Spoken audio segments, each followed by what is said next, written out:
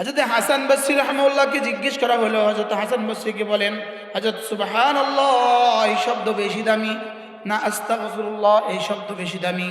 তিনি জবাবে বললেন, বলো তো দেখি, জামাতে যদি ময়লা হয় সাবানের বেশি প্রয়োজন না আতরের বেশি প্রয়োজন? এবার তিনি বলেন, সুবহানাল্লাহ এটা হলো আতরের মতো, আস্তাগফিরুল্লাহ এটা হলো সাবানের মতো। তোমরা ইস্তেগফার করো, কথা দিলাম কথা দিলাম, বৃষ্টির প্রয়োজন হলে বৃষ্টি দিয়ে দিব। ইস্তেগফার বাড়াও, কথা দিলাম জমিন থেকে ফসল উঠায় দিব। ইস্তেগফার করো, কথা দিলাম জমিনকে পানিতে পানিতে ভরে দিব। ইস্তেগফার করো, কথা দিলাম সন্তানে সন্তানে তোমাকে ভরে দিব। ইস্তেগফার বলো, কথা দিলাম দারিদ্রতা বিমোচন করে দিব। এদিকে আমি পড়ি আস্তাগফিরুল্লাহ, ওদিকে রব কি বলে জানেন? যাও মাফ,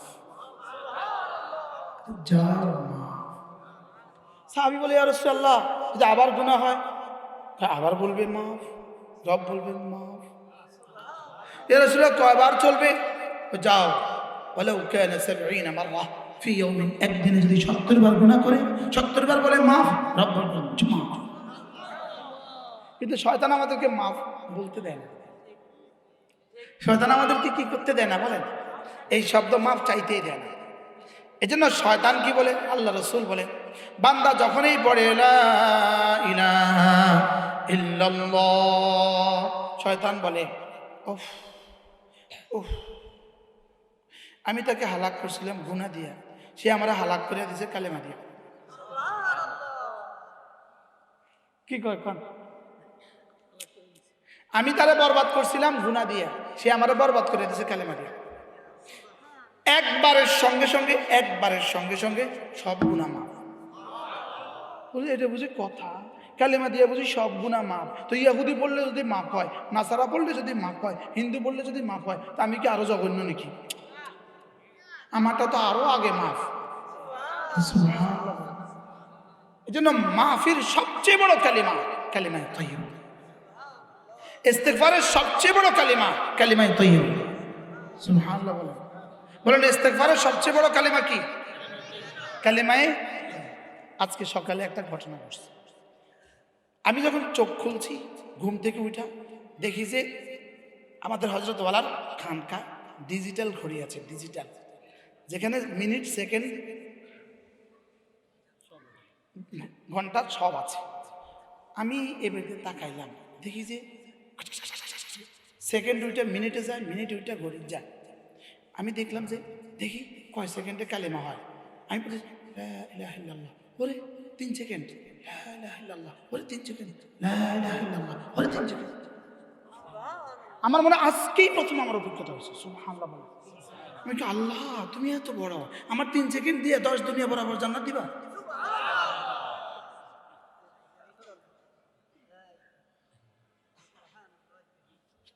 কিটা রে, তিনি আমাকে দিতে চান কি? লেকিন আমি যে নিলাম না।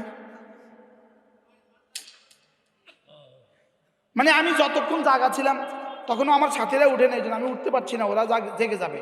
আমি ওইদিকে তাকায় তাকায় খালি নাড়তেছিলাম, কি হয় ঘটনাটা কি দেখি। সেকেন্ড আগে চলে না, আমার জিহ্বা আগে চলে। এজন্য ইস্তেগফারের সবচেয়ে বড় কালিমা লা ইলাহা ইল্লাল্লাহ, লা ইলাহা ইল্লাল্লাহ, লা ইলাহা ইল্লাল্লাহ মুহাম্মাদুর রাসূলুল্লাহ। এর চেয়ে দামি কালিমা এটা কেমন কালিমা?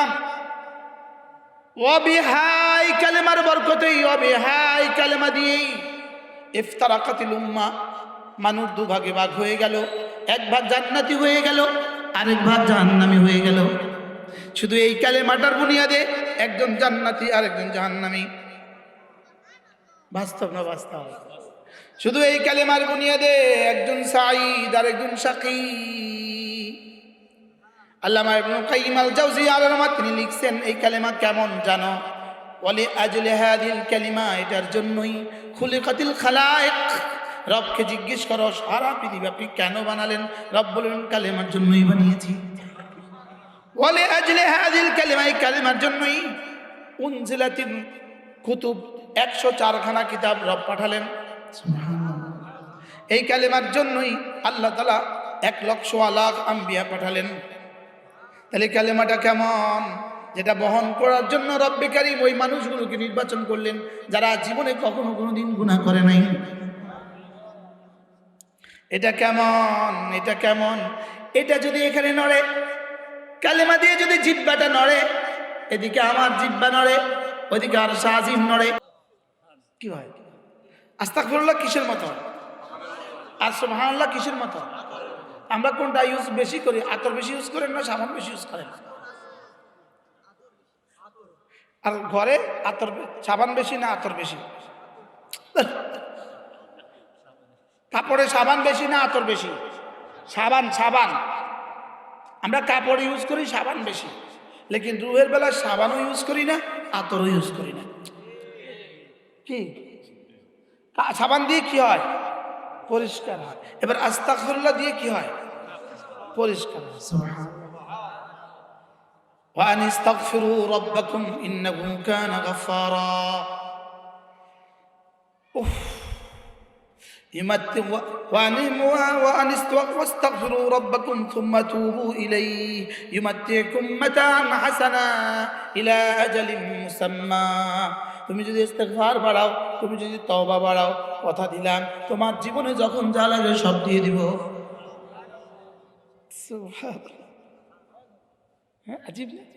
ইউমাত্তিকুম মাতাআন হাসানা। আপনি বলবেন এটা মাতাআন হাসানা, জীবন কেন বললেন? এটা জান্নাতে না দিয়া দুনিয়া কেন বললেন? উত্তর হলো ইলা আজালিন মুসাম্মা, নির্দিষ্ট সময় পর্যন্ত দিয়ে দিব। তাইলে বোঝা গেছে দুনিয়া দিবে নির্দিষ্ট সময়, আর আখিরাত হলো অনির্দিষ্ট সময়। তাইলে বোঝা গেছে ইস্তেগফারের পুরস্কার দুনিয়াতে দিবেন, আখিরাতেও দিবেন। দুনিয়াতে কি কি দিবেন? ইউমাত্তিকুম মাতাআন হাসানা, তোমাকে আমি তোমার জীবনে যা যা লাগে সব দিয়ে দিব। এজন্য ফাকুলতু আস্তাগফিরু রাব্বাকুম ইন্নাহু কানা গাফফারা ইউরসিলিস সামাআ আলাইকুম মিদরারা ওয়া ইউমদিদকুম বিআমওয়ালিন ওয়া বানিন ওয়া ইয়াজআল লাকুম জান্নাতিন ওয়া ইয়াজআল লাকুম আনহারা। হযরত নূহ আলাইহিস সালাম তার কওমকে একটা ওয়াজ করেছিলেন, রব্বে কারীমের কাছে ওই ওয়াজটা তো পছন্দ হয়েছে, এটা কোরআনে কারীমের আয়াত বানিয়ে পাঠিয়ে দিলেন। আবার নূহের রেফারেন্সে, সুবহানাল্লাহ বলে। আমি একটু আগে না আমার নানুপুরি হুজুর রেফারেন্স দিছি, আল্লাহ হযরত নূহের রেফারেন্স দিছে। সুবহানাল্লাহ, ঠিক আছে না? সূরাতুন নূহের মধ্যে আল্লাহ তাআলা হযরত নূহের রেফারেন্স দিয়েছেন। নূহ আলাইহিস সালাম তার কওমকে কি বলেছিল? সুবহানাল্লাহ, নূহ আলাইহিস সালাম তার কওমকে এই কথাটা বলেছিল। আমি তোমাদেরকে নূহের রেফারেন্সে শোনাচ্ছি। সুবহানাল্লাহ।